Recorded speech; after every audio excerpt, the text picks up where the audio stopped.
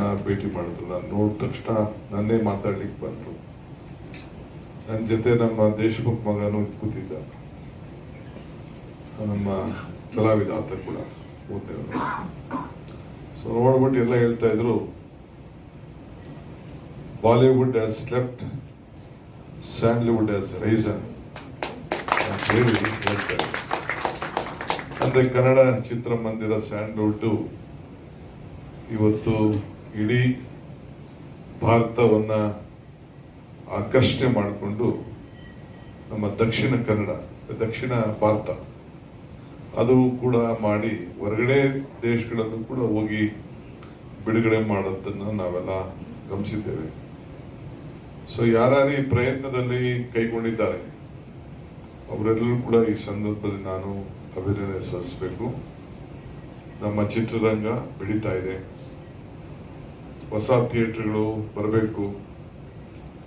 ಈಗ ಟಿವಿಗಳಲ್ಲಿ ವಿವಿಧ ರೀತಿಯಲ್ಲಿ ಆಪ್ಷನ್ಸ್ ಬಂದ ಮೇಲೆ ಫಿಲಂ ಇಂಡಸ್ಟ್ರಿಗೆ ತೊಂದರೆ ಆಗಿದೆ, ಅದು ಕೂಡ ನನಗೆ ಅರಿವಿದೆ. ಆದರೂ ರಿಸ್ಕ್ ತಗೊಳ್ತಾ ಇದ್ದಾರೆ ನಮ್ಮವರೆಲ್ಲ. ಸೊ ಆಕ್ಟರ್ಸ್ ಇರ್ಬೋದು, ಪ್ರೊಡ್ಯೂಸರ್ಸ್ ಇರ್ಬೋದು, ವಿಶೇಷವಾಗಿ ಇನ್ವೆಸ್ಟರ್ಸ್, ಅವ್ರ ಬಗ್ಗೆ ನಾವು ಯೋಚನೆ ಮಾಡಬೇಕು. ಪ್ರೇಕ್ಷಕರ ಬಗ್ಗೆ ಯೋಚನೆ ಮಾಡಬೇಕು. ಇನ್ವೆಸ್ಟರ್ ಸ್ಟ್ರಾಂಗ್ ಇದ್ರೆ ಪ್ರೊಡ್ಯೂಸರ್ ಸ್ಟ್ರಾಂಗ್ ಆಗ್ತಾನೆ, ಆಕ್ಟರ್ಗಳು ಸ್ಟ್ರಾಂಗ್ ಆಗ್ತಾರೆ, ಮತ್ತು ನಮಗೆಲ್ಲ ಪ್ರೇಕ್ಷಕರಿಗೆ ನಾವೆಲ್ಲ ಏನಿದ್ದೀವಿ ಎಕ್ಸಿಬಿಟ್ ಮಾಡೋರು ಇಲ್ಲ ನೋಡೋರು ನಮಗೆಲ್ಲ ಬಹಳ ಸಂತೋಷ ಆಗ್ತದೆ. ಸೊ ಈ ವರ್ಷ ನಮ್ಮ ಇಂಜಿನಿತ್ ಲಂಕೇಶ ಪುತ್ರ, ದೊಡ್ಡ ಲಂಕೇಶ್ನ ಮೊಮ್ಮಗ, ನಮ್ಮ ಎಲ್ಲ ಹೊಸ ಕಲಾವಿದರನ್ನ ಇಟ್ಕೊಂಡು ಮೋಹನ್ ಲಾಲ್ ಜೊತೆಲಿ 4 ಭಾಷೆಯಲ್ಲಿ ಈ ಚಿತ್ರ ಹೊರಬರ್ತಾ ಇರೋದು ನಮ್ಮೆಲ್ಲರೂ ಕೂಡ ಸಂತೋಷ ತಂದಿದೆ.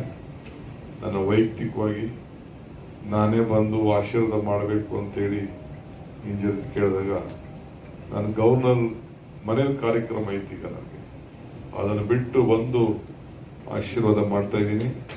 I wish you all the best. Let 25 end and 26 be a very big successful year for you and the future of film industry in Karnataka. ಇನ್ನು ಬಹಳ ಜನ ಪಾಪ ಎಲ್ಲ ಹಿಂದೆ ಮುಂದೆ ನೋಡ್ತಾ ಇದ್ದಾರೆ. ಹೊಸ ಸಿನಿಮಾಗಳು ಬರಬೇಕು, ಕಲೆ ಬರಬೇಕು, ಪ್ರೋತ್ಸಾಹ ಆಗಬೇಕು. ನಮ್ಮ ಸಾಹಿತ್ಯ ಲೋಕ ಮತ್ತು ಚಿತ್ರರಂಗ ಇವೆರಡೂ ಕೂಡ ಬೆಳಿಬೇಕು. ಯಾಕೆಂದ್ರೆ ನಮ್ಮ ಸಂಸ್ಕೃತಿನ ಉಳಿಸ್ಲೇಬೇಕು. ಸೊ ಅದು ಇವತ್ತೆಲ್ಲ ಕೂಡ ಕೆಲಸ ಆಗಿದೆ. ನಾನು ಮೊನ್ನೆ ಮಂತಾರನ ಒಂದು ಸ್ವಲ್ಪ ನೋಡಿದೆ.